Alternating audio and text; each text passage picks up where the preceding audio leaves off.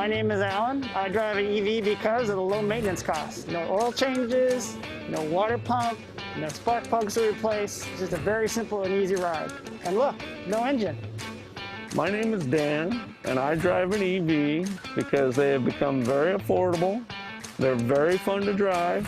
I never have to go to a gas station, and they're great for the environment. I'm Wendy, and I drive an EV because of the incredible, smooth ride experience that the EV has to offer. These cars are so intuitive and are really computers on wheels. Hi, my name is Riyadh.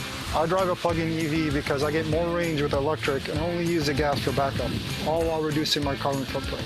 I'm Ariel, and I drive an EV at work because the City of Santa Clara is moving to an all-electric fleet. The City of Santa Clara is also making it easier than ever for residents to drive EV with our financial incentives and rebates. I love driving an EV because it's easy to zip around town, and I feel good knowing it's powered with clean Santa Clara power. Hi, don't forget about the e-bikes. I've been riding a regular bike to work since 2003. With my e-bike now, with the motor and the turbo assist, I'm saving 15 minutes each way on my commute. And the kicker is, at the end of 5 days of riding, I'm less sore, I have more energy. I love my e-bike. Driving an electric vehicle is an absolute blast, plus it's great for the environment. And if you want a zero carbon footprint along with a low maintenance cost, getting an EV is an absolute no-brainer. And for those who can charge at home, no more waiting in a gas station line. Speaking of charging, there's plenty of stations throughout the city of Santa Clara with more being added all the time. So it's time to power up Santa Clara. Get an EV today.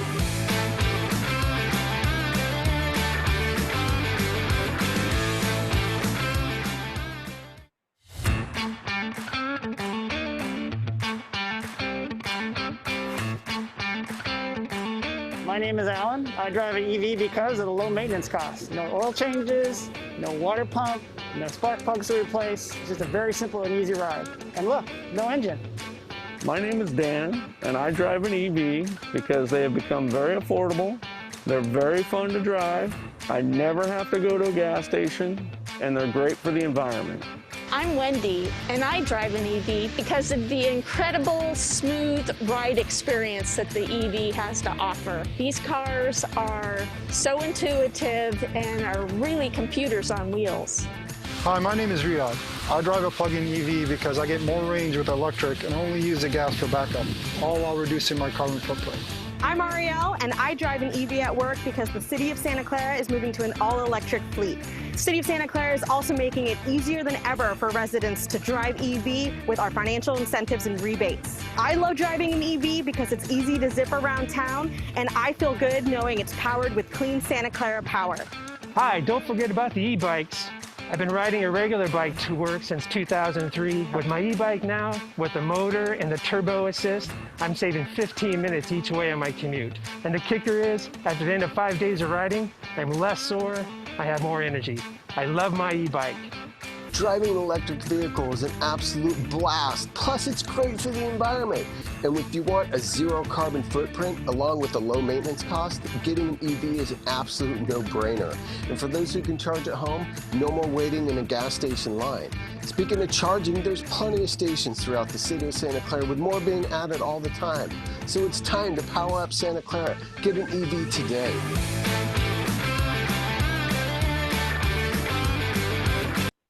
Hi everyone, and welcome to our Electric Vehicles 101 presentation today. Thank you so much for joining us on a Saturday afternoon. My name is Amy. I work at the Santa Clara City Library. I'm going to be monitoring the chat today, so if you have any technical questions, feel free to put them there. We also have the Q&A open if you have questions for our panelists, and I'm going to hand it over to Ariel Romero, and she is going to tell you all there is about EV in Santa Clara.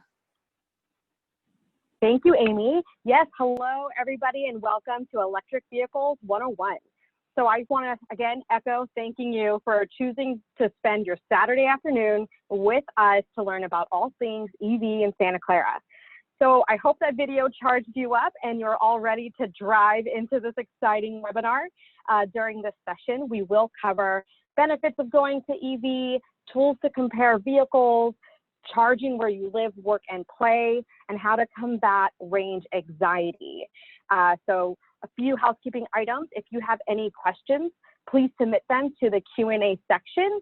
If you have any technical difficulties, you can also use the chat, and Amy will try and help you to go through any technical difficulties you're having with Zoom. But anything related to the presentation, if you could please put that into the Q&A section. So to kick things off, I'd like to get to know you all a little better. So we do have a quick poll. So if you could please take a moment to answer the poll questions that will be launching on your screen now.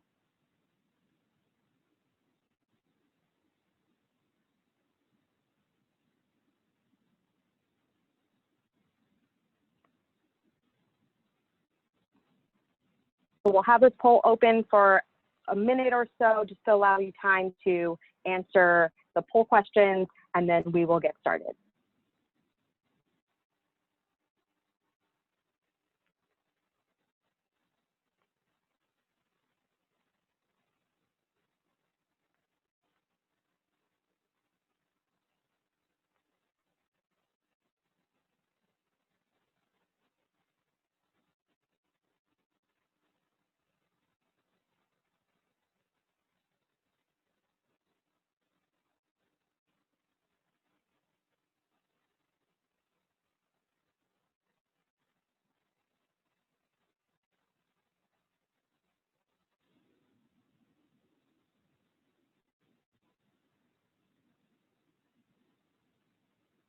All right, few last seconds.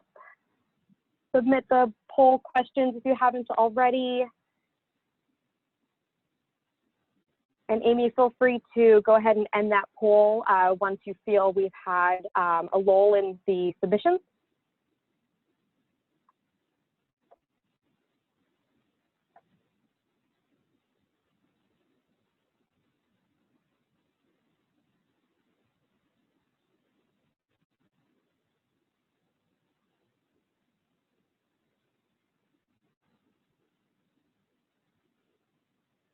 Okay, great. So we have some poll results here. So the first question, how likely are you to consider buying an electric vehicle in the next 2 years? So it looks like the majority of you are definitely going to buy one. That is fantastic news. With a close second of you're likely to buy one, and some of you who are considering it but need some convincing. And that's where I come in to help you with that convincing. The second question, what is currently preventing you from purchasing an electric car? So it looks like a lot of you are experiencing the high price of an electric car. That is a considerable factor and a barrier for some people, but today we're going to go over a lot of the rebates and incentives, both that Silicon Valley Power offers, but also that's available to you from state and federal incentives, and lack of charging stations. So we definitely will cover that today, as well of the current and existing charging stations, as well as what we will do in the next few years to make charging stations, the reliability of these stations, more available to you. And it looks like there's also a close third, 24% of you, limited choice when it comes to purchasing an electric car. That's a great point. There's actually a lot of tools that we will dive into today to show you not only is that electric car market expanding and growing, and you will have more options in the next few years, but there's also a lot of tools that we have available for you in order to shop around in a one-stop shop of all the different models. So that way you don't have to go around to jumping around car dealerships and doing all of that footwork. There are easy tools to one-stop shop and do that for you. And the last question here, which of the following best describes your current living situation? So over half of you are in a single family home, with another close second for living in a multi-unit dwelling. You're either renting an apartment, a condo, or a townhouse. So thank you so much for sharing this poll questions with us. So this actually is very helpful. So what we can do is I'm going to start our presentation and we can dive right in.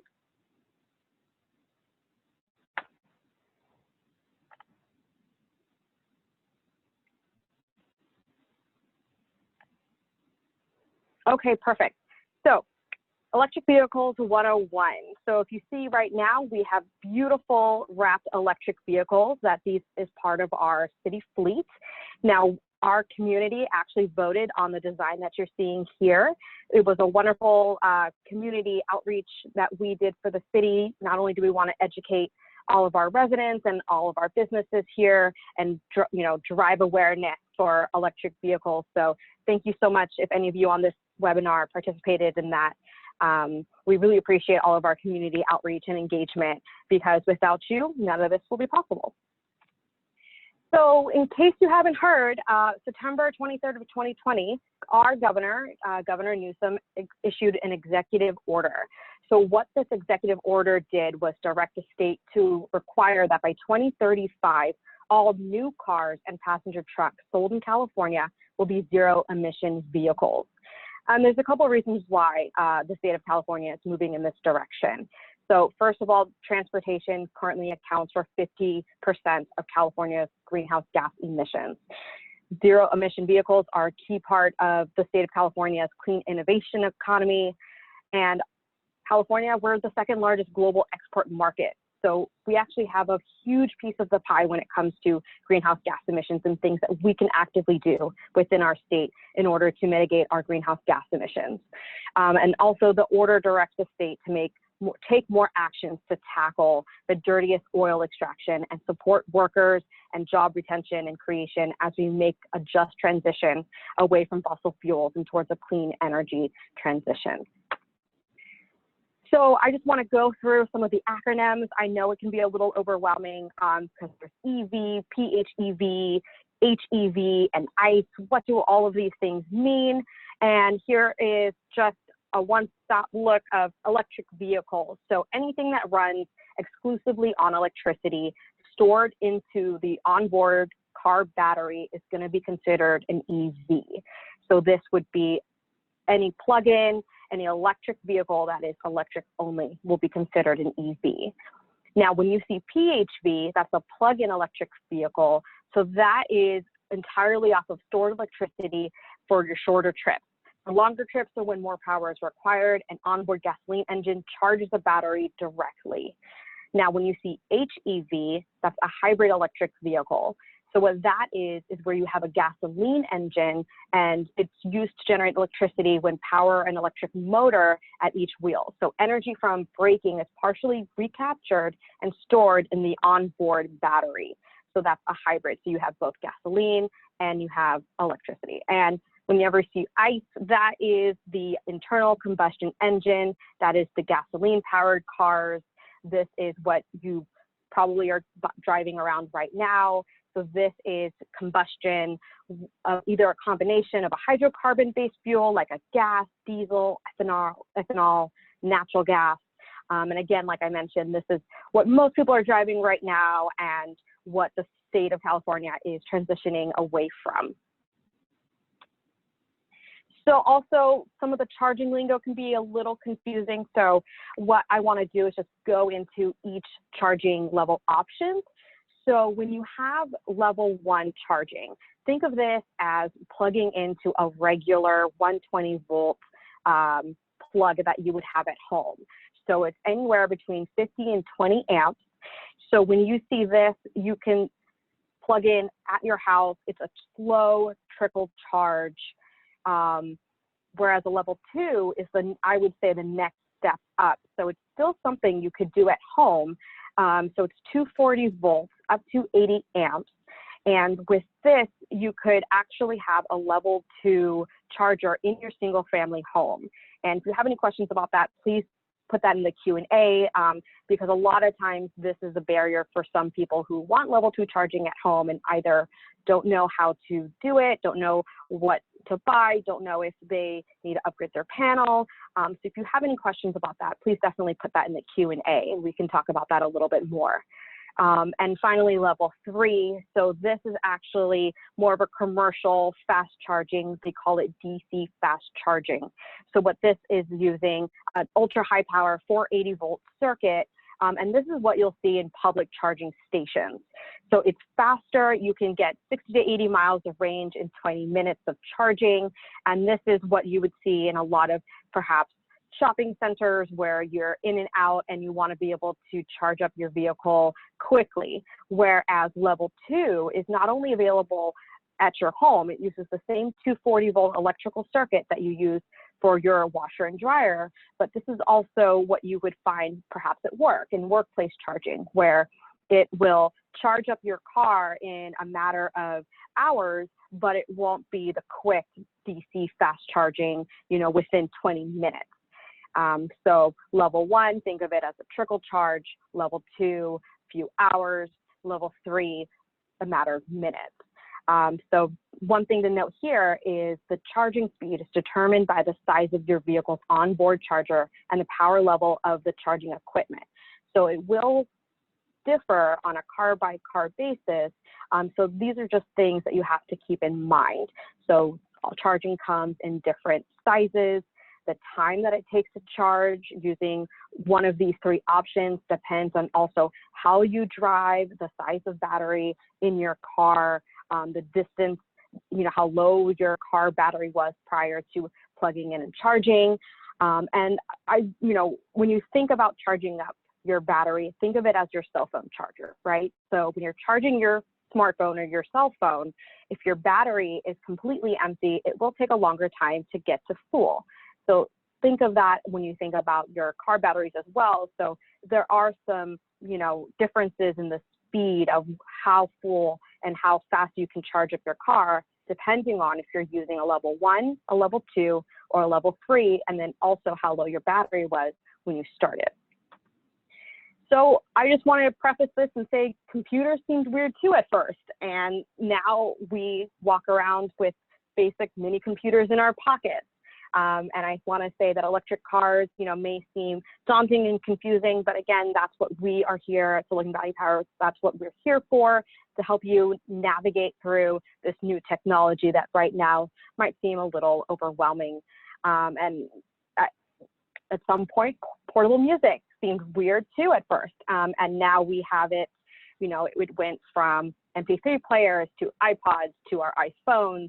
And I think that this is just a transition, moving away from gas vehicles to electric vehicles that have really great technology, that it's actually what we will talk about, lower cost, more fun to drive. And, right now is the time to learn, get your questions answered.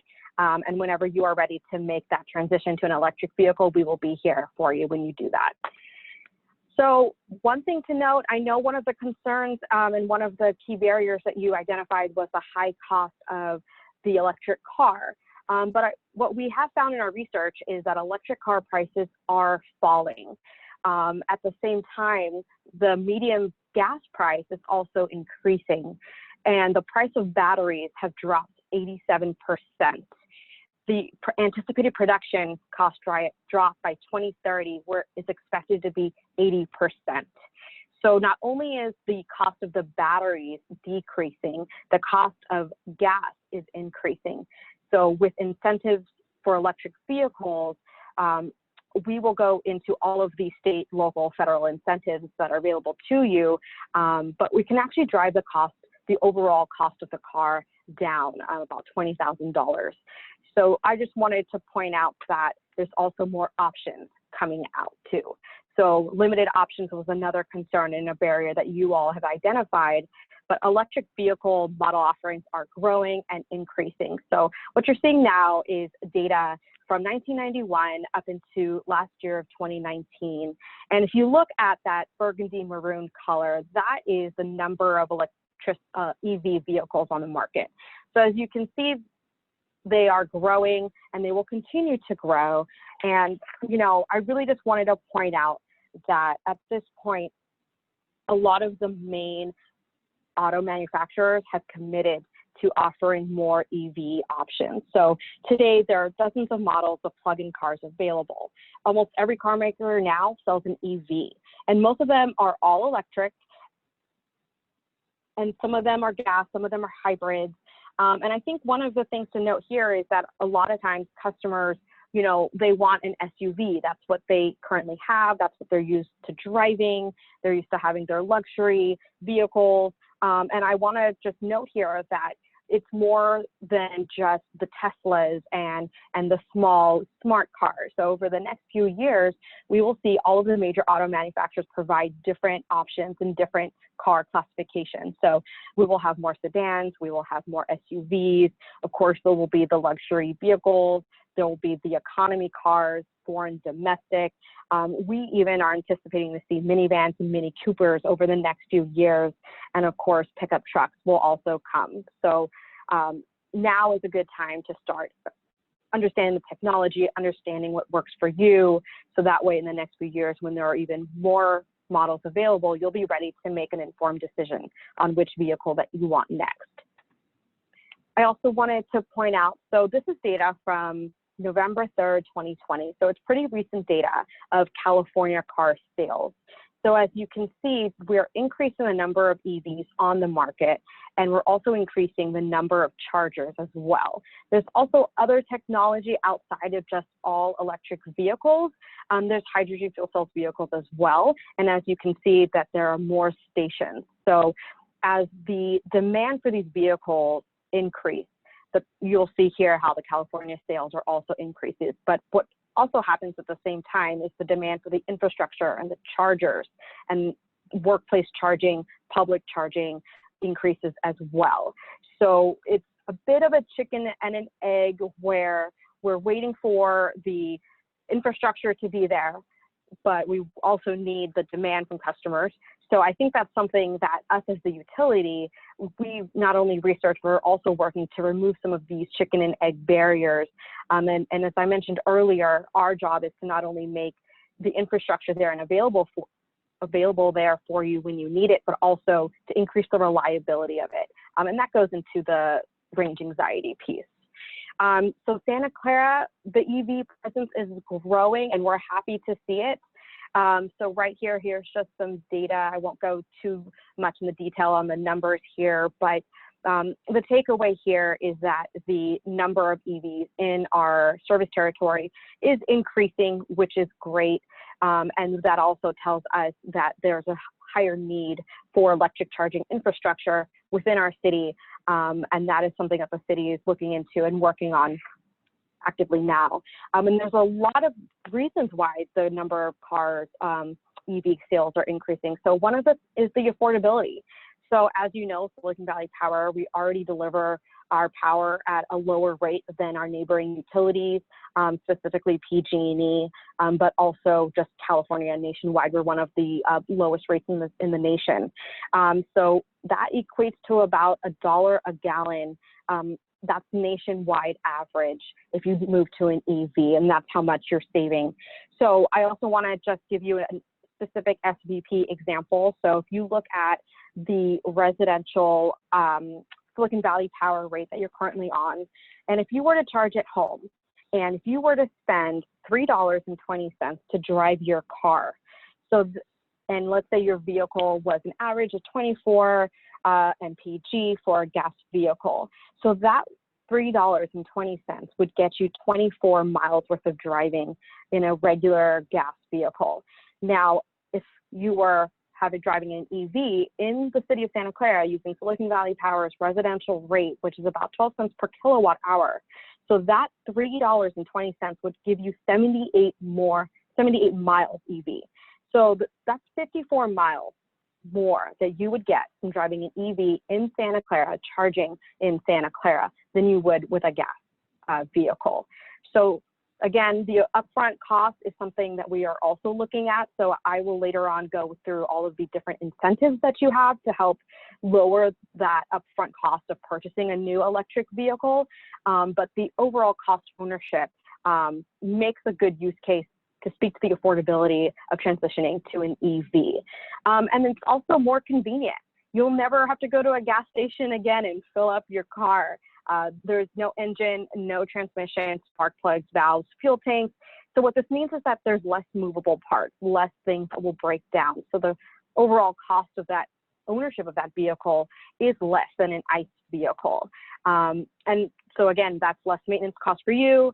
You can charge from home, less time of having to go to the, gas station to fill up your vehicle. So it is one less location, one less place that you have to go to live your everyday life and to charge your car, when you can just do it at work, you can do it at the grocery store where you already are shopping, or you could just do it at home and not even worry about adding that to your list of things or places that you have to go during your day. And it's also really good for the environment. So this is, something, as we mentioned, that, the transportation sector currently accounts for 50% of California's greenhouse gas emissions. So if there's something that you can do today in order to mitigate or lower your environmental impact, this is one way that you can do it. So EVs powered by the grid, they currently produce 54 less carbon pollution than gasoline. And if you have solar on your roof and you charge at home, you're now harnessing carbon-free power, zero emission, renewable power in order to drive your car. So that's a great reduction in your car's carbon footprint. There's also no tailpipe emissions. So it lowers smog and greenhouse gas emissions. And in the city of Santa Clara, the San Francisco Bay Area, and San Jose, unfortunately, we rank number 8 in the dirtiest air in the US when you look at ozone. Number 5, we rank for the year-round particle pollution. And dirtiest air in the US for short-term particle pollution, we rank number 3. So the air quality is another big reason why the state of California is moving towards an all-electric. And also the city of Santa Clara, as we mentioned in that video, is moving towards an all-electric fleet in order to combat some of these air quality and environmental issues. If you guys want more information, there is a link in the presentation, but all of this data comes from stateoftheir.org, and it's a list of most polluted cities, and it'll give you some information. You could also go to the California Air Resource Board website to get information on current particulate matter, ozone, and just air quality issues in general. So that's a great resource for you as well. So it's EV, you heard it in the video, they're fun to drive. It's quiet, it's smooth, it's powerful. It's from 0 to 60. If you look at a BMW, you can go from 0 to 60 in 6.4 seconds. I've personally driven an EV. I've also been a passenger in an EV, and it is just a fun driving experience. And it's also, it's also safe. So while we want to talk about how fun it is to go from 0 to 60, EVs also are very safe cars. So this is just a small slide to highlight how fun the driving experience is. So we also wanted to let you know about some resources available to you. So this is one of many helpful tools out there. And this is one we recommend. It's called velos.org. And at the end of the presentation slides, what I can do is demonstrate this tool for you, so you can see firsthand just how easy it is to look through all of the different models available to you today. So what Velos is, it's a nonprofit organization focused on accelerating the electric car movement through public awareness and education. So all of the tools there are free for you to use. And again, if you go to our website, siliconvalleypower.com, there's a lot of helpful tools, including this one, available for you as well. So what Velos has is a list of all of the different cars that you can search through, a list of all the different incentives. You can search for dealerships near you. There's also a home charging advisor. So if you had any questions about how to charge at home, what you need to charge at home, all of the different equipment out there, what is best for you, that velos.org is a great resource. There's also pluginamerica.org. And again, all of this is available on our website, siliconvalleypower.com. So this is where you can also search through your EV, make and model availability. So this is a great car shopping tool if you're not sure which model you want to go with and you want to compare. So both velos.org and pluginamerica.org have fantastic tools for you to use. And again, it's all on our website as well. So if you just go to siliconvalleypower.com, we have a whole electric vehicle section that has all of these tools and calculators available to you. And that section is also constantly growing with new tools, new resources, new things that we want to share with you. So if you haven't bookmarked it already, go to siliconvalleypower.com. So one of the things also is, where can you charge? So we mentioned charging at home, we mentioned charging, at workplace. But with so many chargers everywhere, you know, where do you go? So there's actually a map on plugshare.com, and this is the gold standard, and it's free to use. So what it will do is highlight all of the chargers near you, whether it's public or private, and it will actually find where you are and then provide you the pricing and availability of all the chargers. Because the last thing you want to do is drive all the way to a charger and find out that either it's not working or it's in use and unavailable to you. So this makes it super easy for you to see what's near you right away. Is it available? And that way you can also price shop a little bit, since it does provide you that pricing for each charger. There's also network apps. So you might have heard of a company called ChargePoint or Blink. And what these apps do on your phone is tell you exactly, you know, looks at where you are, what's the closest ChargePoint charger or Blink charger to you.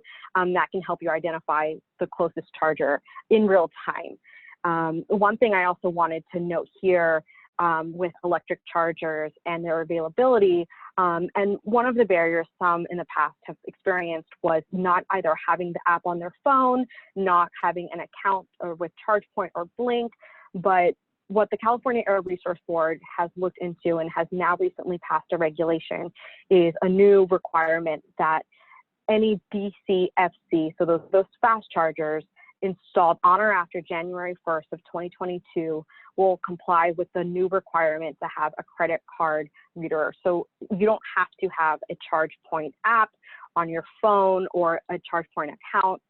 So after 2022, you will be able to just roll up just like any other gas station and use your credit card. So that's something that's really exciting. That's also opening the market up. And this will also go for level 2 chargers as well. So anything installed on or after July 1st of 2023 will also comply with that requirement of being able to have that credit card access into that credit card reader.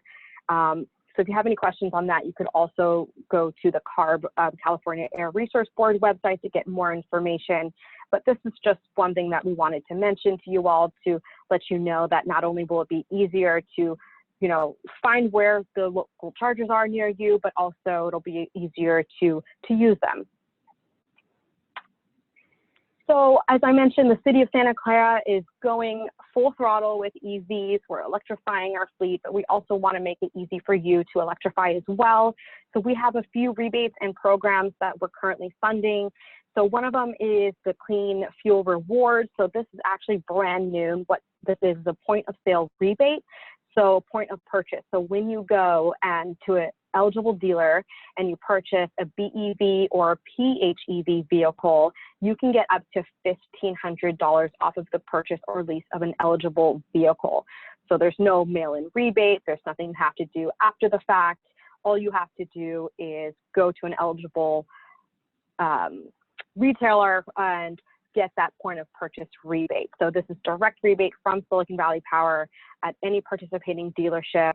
And there's also should be a list of which ones are participating. And that list is also growing of which dealerships are participating in this Clean Fuel Rewards point of purchase rebate. There's also another program that we're funding, California Electric Vehicle Incentive Project, which is a big mouthful. So we like just to call it Cal EVIP. And what this is a rebate for commercial and multifamily level 2 and DC fast charging. And this is for the EV infrastructure. So the chargers, the cost of the projects. And we also provide free technical assistance as part of this program. So a lot of you mentioned that you're renting and you're living in a multi-unit dwelling. And this is a great program if you are the owner of the site, or you can contact the owner of the site and you're interested in having the availability of level 2 or DC fast charging available to you in Santa Clara, please let them know about this program. There's more information about this Cal EVIP program on our website, but this is an exciting program that's launching on December 16th. Applications will open. We just had a pre-launch webinar to review the application process and let you know everything that you need. And again, we offer free technical assistance. So anyone who's interested in this program and getting any EV infrastructure and the cost of the project reduced using these program funds, please go to the calevip.org website. Also, I have to plug SiliconValleyPower.com once again. So we also offer our own rebate. So we do have a home charging equipment rebate for up to $1,000. We also offer another rebate for schools, nonprofits, multifamily EV charging equipment. And we also have some other things coming soon. So we will have an income qualified new and used EV rebate to up to $1,500.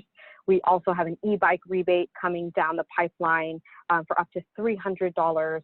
And we're also, again, growing our website to include more EV tools and education programs available to you over the next few months. And again, over the next few years, as technology changes and the tools develop, we want to make sure that it's all at your fingertips. So one thing about the e-bike launching, it's going to launch mid-December, and I want to let you know that the bike will be retroactive to December 1st. So even though we're not launching the rebate until mid-December, if you had purchased, let's say you purchased an e-bike last week, Christmas is coming up and you thought it'd be great to purchase one. So that's okay. You can even purchase it now. That this program will be retroactive to December 1st for the e-bike. So keep in mind that even though it's launching in the next few weeks here, if you had already previously purchased one, don't worry, we will work with you. The other thing to note here for the Cali VIP program and the Silicon Valley Power nonprofit multifamily EV charging equipment rebate is these are all stackable rebates. So this will really help bring the upfront cost of putting in EV chargers down. So now it's just a matter of working with us to make sure you're aware of all of the different rebates that you can stack on top of each other in order to really bring that cost down. So this is a screenshot of what we have put on our website. We want to make sure you are aware of all the local, federal, clean vehicle, point of purchase, residential, commercial, every single incentive that we could find here for you in a one-stop shop. So again, there is stackable rebates. There's more funds available if you are income qualified household. There's financing for income qualified households. So here is on SiliconValleyPower.com, you can see a list of all of the different rebates and incentives so it's not just what SVP offers. This is a nice comprehensive list of everything that's available to you. What are the qualifications? What are the dollar amounts? And again, there's links to the actual site, so that way you can look at each program individually, or you could just go to our website and see one-stop shop of all the different available resources and rebates for you. So as I mentioned, the city of Santa Clara is going big on EV. So what we're doing is we have a couple different city initiatives. So back in May of 2019, the city of Santa Clara did adopt a green fleet policy. We also in June adopted the EV Ready Community Blueprint.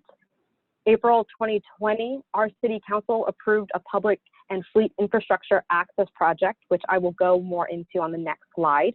And also coming down the pipeline for 2021, we are implementing our fleet electrification plan. So what that means is we're replacing all of our light duty vehicles with EVs. We are going to be looking into all of the environmental benefits. We're looking into workforce development. And again, this is something that goes back to the beginning of the presentation of how do we make a just and equitable transition, to a clean electric ecosystem and go EV, and making sure that everyone has equitable access to not only the technology, but the chargers and all of the other wonderful benefits that come along with EVs. So one thing about the public and fleet infrastructure access project, so it's developing, our goal is to have 75 connectors by 2021 and up to 300 connectors in the next 5 years. And thanks to local Clean Santa Clara Power, it's going to be 19 cents per kilowatt hour to charge at our public charging station. So that's a very nice low cost. And I think that, because we are community powered and local control, this is something that we can offer to our community. So if anything, relative to neighboring cities and relative to neighboring utility territories, it will be easier than ever and cheaper to charge in Santa Clara. So this is just some information on the public and fleet charging access project that we're currently working on. So we are looking at different public locations to install EV chargers that will be publicly available. So by the end of 2020, we will have chargers at City Hall, which we currently do, Triton Museum, the Recreation Center. We will have public access to the Mission Branch Library chargers, also the Larry J. Marsali Park, and also at the Utility Center, which is at 1705 Martin Avenue. So that's by the end of 2020 of this year alone. And we're not stopping there. Early 2021, what we're looking into Henry Schmidt Park, Machado Park, the police department, that will be for our police fleet vehicles. We will also do electric vehicle charging at our corporate yard. And again, that is for the fleet, park service center, and also our utility center. And those are for our city EV fleet. So we're looking at not just public chargers, but we're leading by example and ensuring that we can electrify our fleet and have the infrastructure in place so that way we can continue to provide city services in a clean, equitable way. And that is it for the presentation slides. So what I can do now is go ahead and launch that tool, that Velos tool, just to give you a quick preview of what's available there.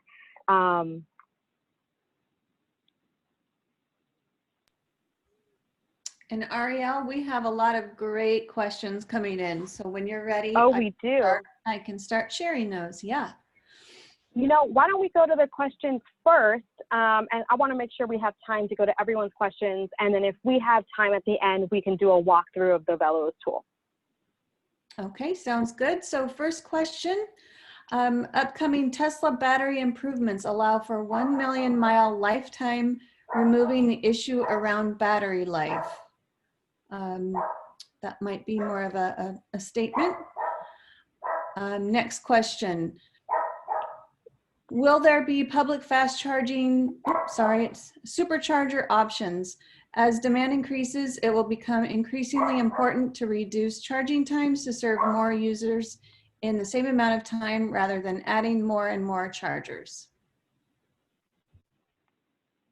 Yes, so what the city, we're also looking into, like I said, the level 2 chargers, but there's also a lot of public-private partnerships that are focusing and doubling down on the DC fast chargers. So while it may not necessarily come from the city of Santa Clara, there will be more DC FC fast chargers available within the city. And that's also what that Cal EVIP program is focusing on, and offering a boosted incentive, financial incentive for DC fast chargers to address that exact need. Okay, next question. How the prices of gasoline compared to the cost of charging an electric vehicle? What is the cost, if any, of charging an electric vehicle at a public panel, say at the local public library? So again, that will be 19 cents per kilowatt hour. So at all of those public charging stations. So like I said, the best way I can explain it, so back to the example of the $3.20 of that cost. So it equates to about $1 a gallon. But if you look at Santa Clara's residential rates, it comes out, you know, for 1 kilowatt hour, it's about 12 cents.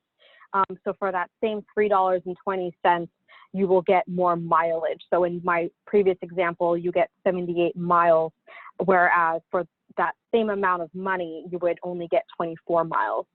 So one of the challenges, one of the things that we hope to do is provide resources for you to do that calculation. So we do have a cost calculator on our website at siliconvalleypower.com, where you can actually put in the cost and be able to see the exact cost calculation. So where you can actually select your fuel type, select your vehicle, and it'll tell you exactly how much it would cost if you were to switch EV using your exact situation. Ariel, this is Kathleen. I have one little clarification. So the city is putting in charging stations in public places. There are still some legacy chargers that are owned by other third parties at some of our city facilities, and they will have different prices. For example, at the Central Park Library, there is the Blink. Eventually, we will have our ChargePoint chargers there, but right now it is under Blink and their pricing. But at the city chargers, right now we have 19 cents in our ChargePoint chargers in the level 2. And as conditions change in the market, or if we see that, hey, there's a lot of solar during the middle of the day, we might have more variable pricing, and that might change.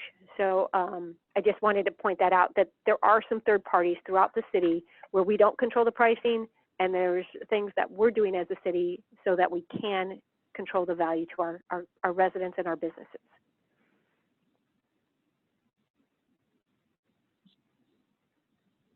Okay, next question. Typically, how long will the battery last? 200,000 miles, similar to a gas-driven car?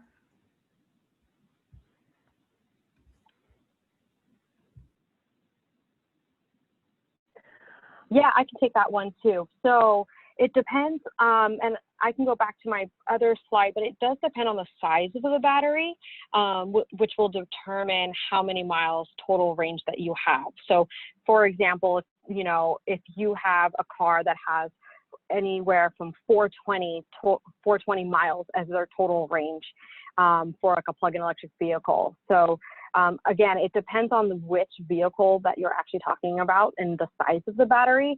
But what I can say is they range, and they're also increasing their range. So it can go anywhere from 290 to 480 miles. And again, it depends on if you're doing an all-electric vehicle or if you're choosing a hybrid type.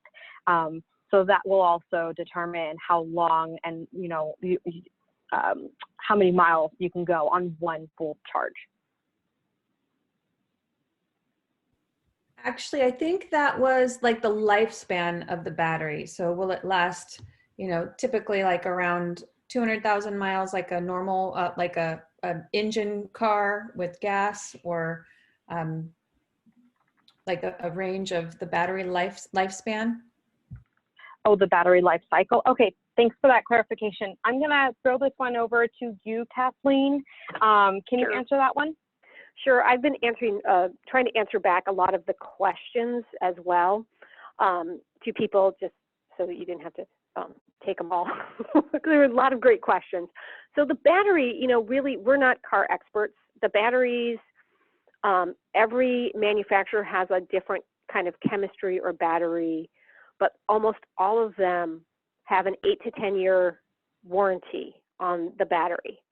So when you do your research, when you use some of these tools to help you pick a car, I mean, these are great questions to ask the dealership and the manufacturer, or organizations like Electric Cars for All or Plug in America.org, because they really want to see this adoption and really reduce the pollution in not only the Bay Area and California, in the US. So I know that manufacturers have certain warranty. I don't know, it all depends, sort of like a regular car, how you drive it, how you use it, how you charge it, if you're always using a fast charger, if you're using a level 2. These are things that the manufacturer and the dealerships can answer. And I'll just give one popular car example is Tesla. So back to what Kathleen was mentioning, was they will warranty the battery up to a certain amount. So what Tesla is offering is an 8-year battery life for the warranty of their car.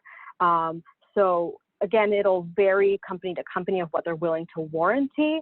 But when it comes to how often your battery needs to be replaced, what they're quoting is anywhere between 300,000 and 500,000 miles. But again, you know, what we've learned about just driving our own regular cars, it again is how you drive it. So it'll vary, and that's why they give a range. But Tesla, for example, is saying anywhere between 300,000 and 500,000 miles, and will cover your battery warranty for 8 years. Okay. This one is a statement too, but I'm actually curious about it. Santa Clara has a hydrogen fuel station over on Lafayette, I believe. Is that, do we know if that's a confirmation or not? It was, unfortunately, we're not as well versed in hydrogen. I believe there's one coming on Lafayette. There is no easy little website like plugshare.com, which is the gold standard for where can I plug in my EV. There are different web tools you can use to look where the charging stations are. For example, I live in Campbell, and there's one within a couple blocks from my house, so it's quite convenient if I had a hydrogen car. As far as I know, that sounds correct. That one is coming on Lafayette. It wasn't in the websites that I saw yet, but I have heard that same thing. Okay.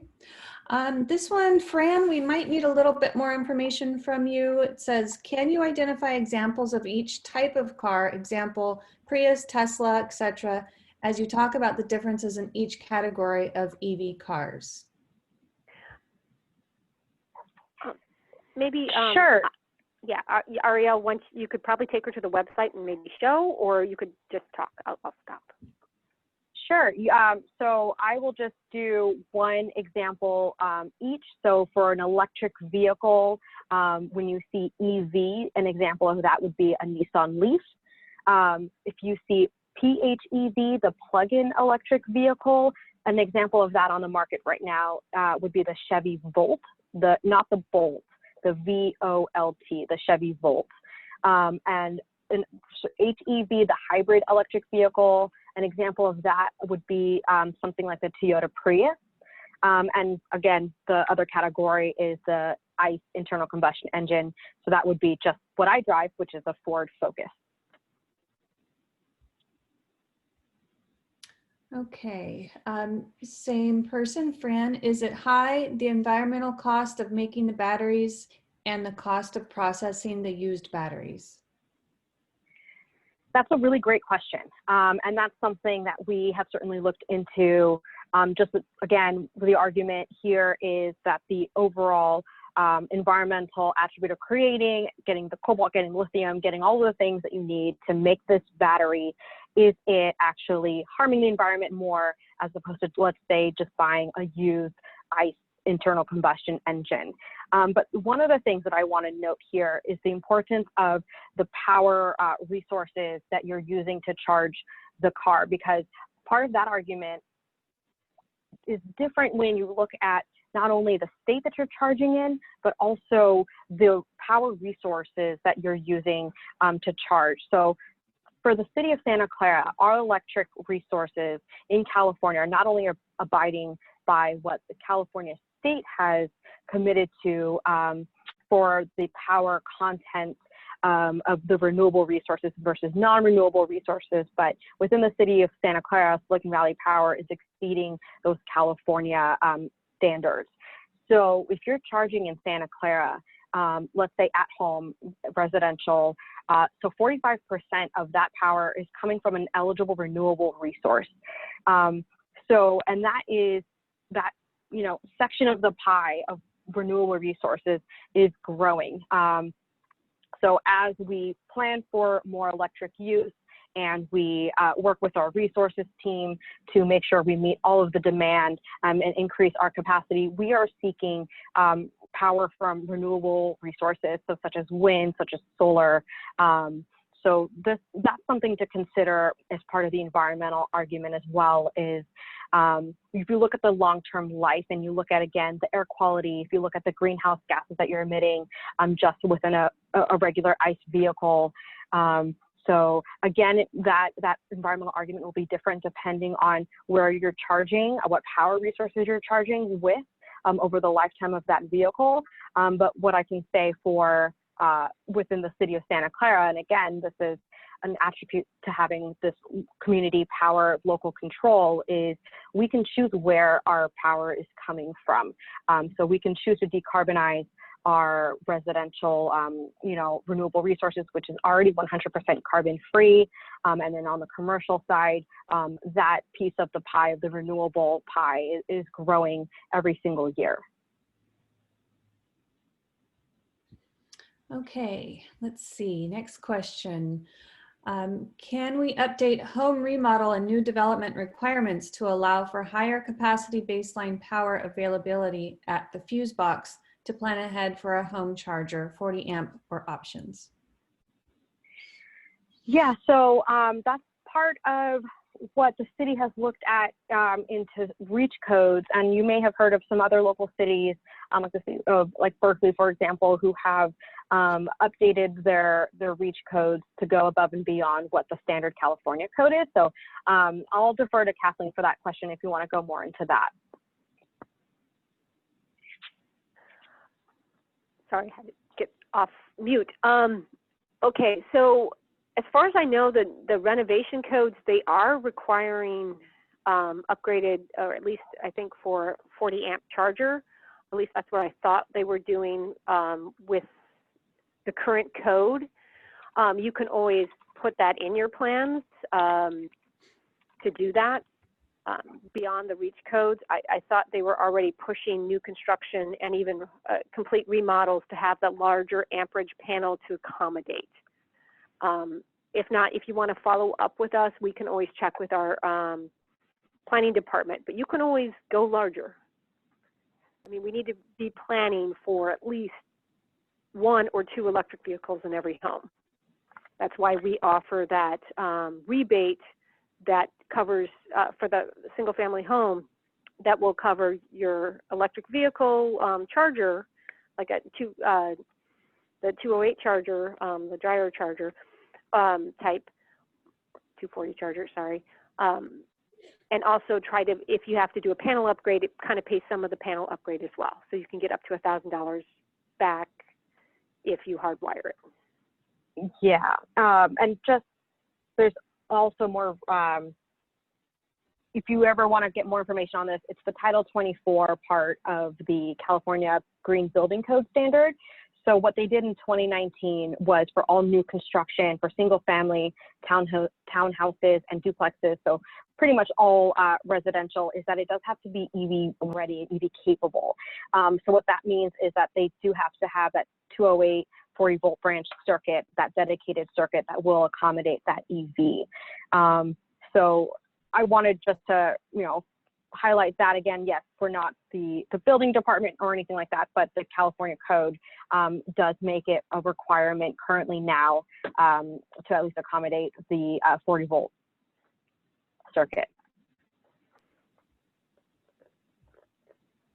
Okay, for some of the income qualified incentives and rebates, do I have to apply in advance of going to the dealer?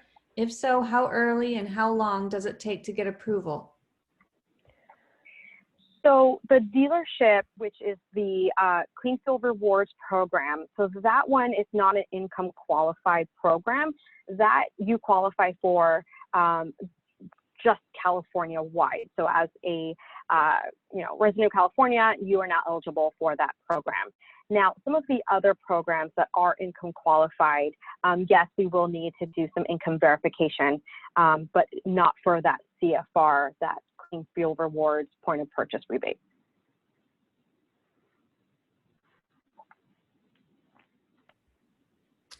Okay, and the next question, we've got a little bit of chatter in the Q&A too. So it's the question is, what would you recommend doing with our old car when buying an electric vehicle for the first time? I currently drive a Honda hybrid, but would like to eventually get an electric vehicle. Is there any incentive to turn in an old non-electric vehicle while buying an EV? Or would it not matter as far as getting an EV if I sell or give away my previous vehicle? So I believe there actually is a trade-in of vehicle program that's provided by CARB, the California Air Resource Board. And I believe this was part of their Clean Cars for All program. So I recommend looking into that because there are programs out there where you can actually get an incentive for trading in and getting these ICE vehicles off of the road and switching to an electric vehicle.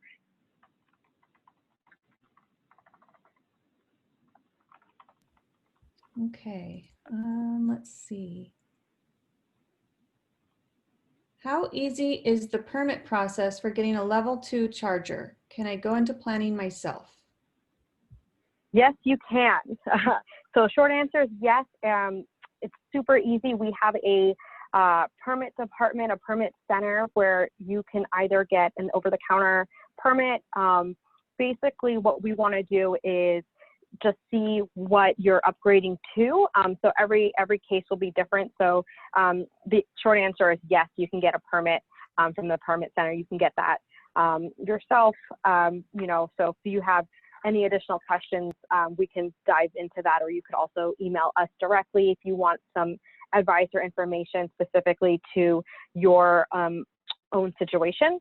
But again, it depends on, the complexity of the permit depends on if you are doing a like for like, if you're upgrading your panel. If so, are you upgrading it to be, over 400 amps? So those are some of the thresholds that we'll look at. So for example, if you're upgrading from a 200 to a 400 amp panel, what we will do is have our estimator on duty, our Silicon Valley Power estimator on duty, be able to look at your plans in the moment and decide if you can get an over-the-counter permit or if that is something that we need to take a closer look on. But we have someone assigned from SVP to answer those questions in real time if you go to the permit center and try to get a permit. So yes, it's super easy. It's a one-stop shop. And again, we coordinate with the permit center and the other departments in order to route your plans around. And if it needs a closer look from the electric department, we will do that. But if it's something where we can just issue the over-the-counter permit, then you can get that same day. And your feedback is always welcome because we're trying to work on a new process. There's a new program coming in permitting to help us streamline EV permitting. It's not live yet, but we're working on our own internal process because with the governor's order, we're anticipating a lot more people coming in for permits. Looks like that might be it for the questions that need to be answered. Does anybody else have any other questions they'd like to type in? A lot of great questions that came in today.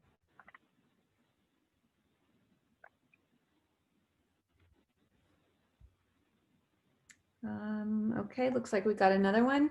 Have you been planning on increased demand versus capacity as adoption accelerates?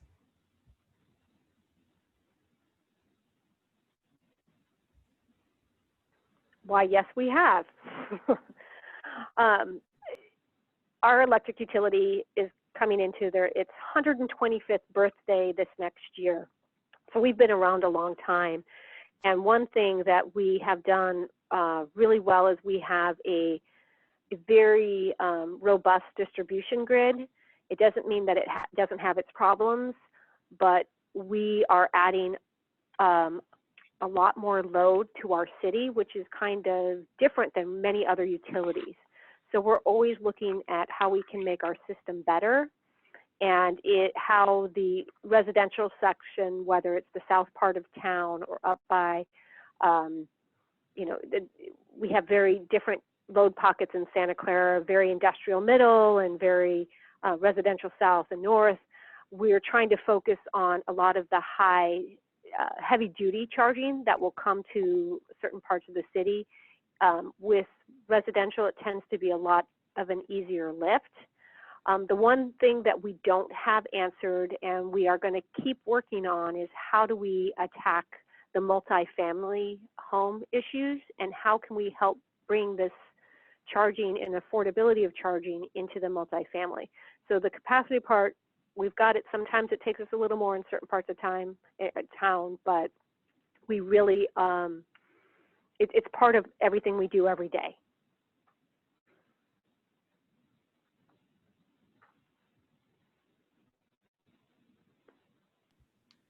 How can we learn when SVP has that upcoming $1,500 additional rebate?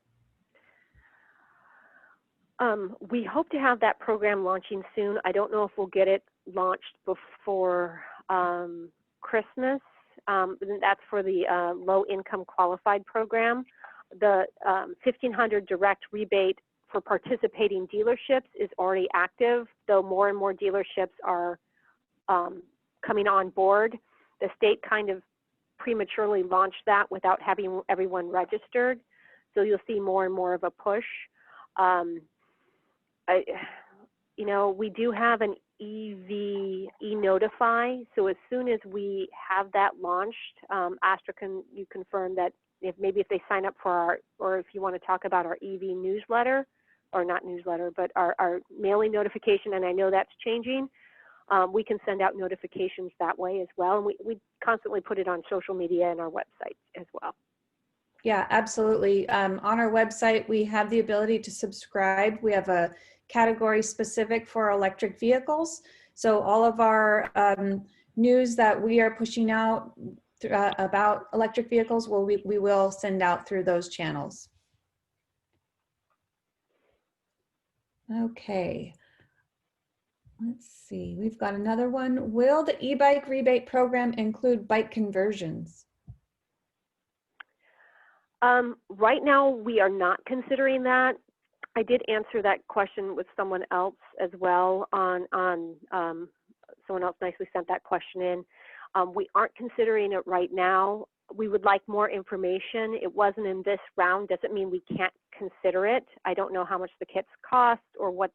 We really want not to just focus on electric vehicles in the car, but also how can we take the wonderful efforts that the city has done to make the pathways and the bike lanes safer in the city of Santa Clara and bring it for all. So if it's a bike conversion, we just need to hear more information and understand and see if it can be rebatable or not.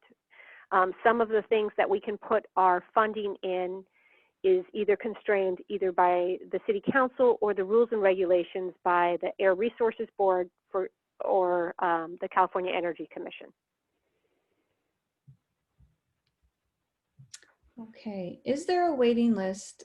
I recall the rooftop solar subsidy declined quickly from $1 a kilowatt to 25 cents a kilowatt hour, and I learned too late for the full subsidy. P.S. Is that rooftop subsidy coming back? I think it expired. Wow, fancy that you mentioned that. We do have some exciting programs launching next year. And one thing that we're investigating right now is whether or not we can bring back a rooftop subsidy.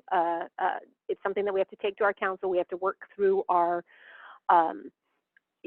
what's the cost benefit model? What's that net energy metering successor rate? What does that look like?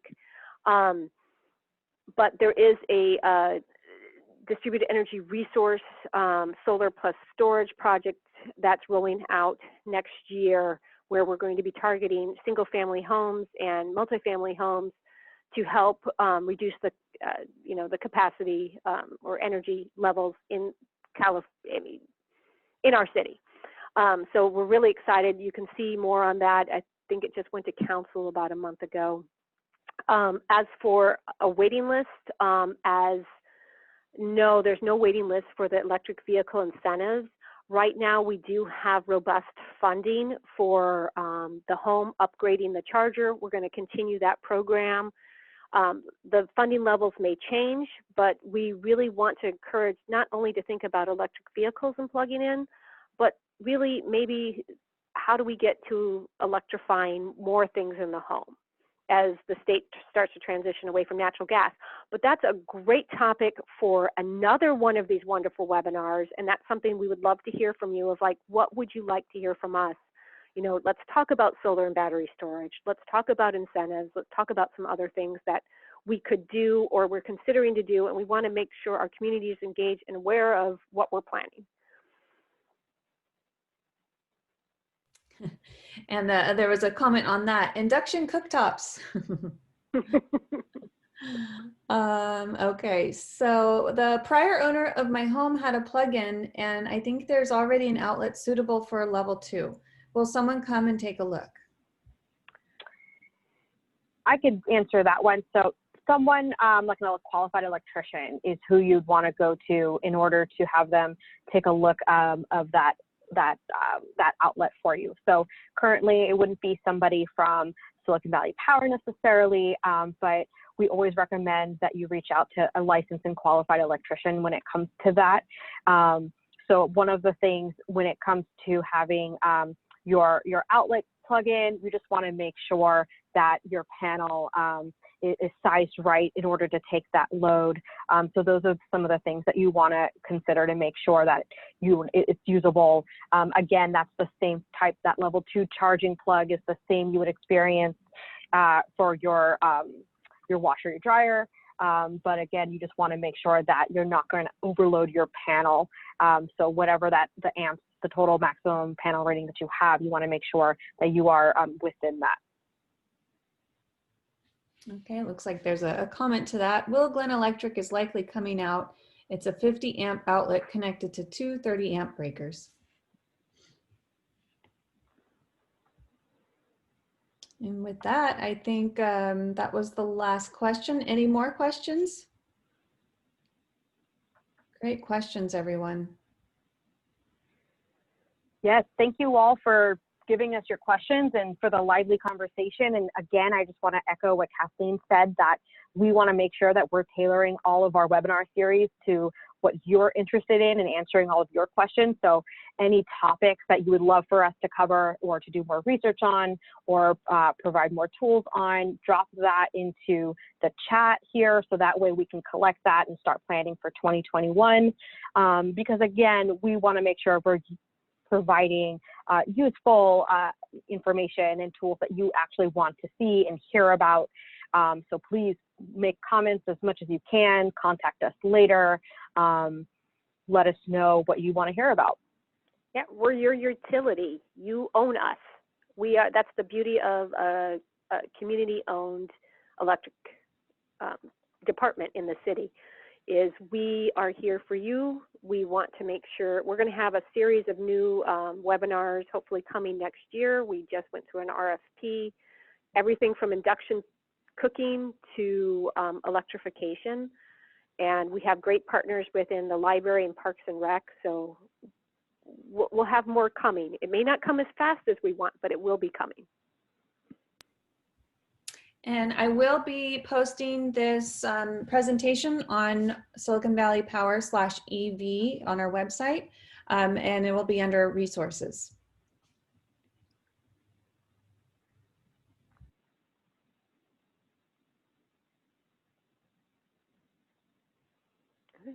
I guess that's done. Thank you very much, and please stay safe out there. Great, and thank you to Amy and Astra who made sure that you all were here to join us this afternoon. Thank you to Kathleen, our fearless leader of the customer engagement group, for making sure that I'm here with you. But again, please keep the conversation with SVP going. We're happy to work with you. We're happy to provide you content that you find interesting. So until the next webinar series, and you guys have a very safe and happy rest of your weekend.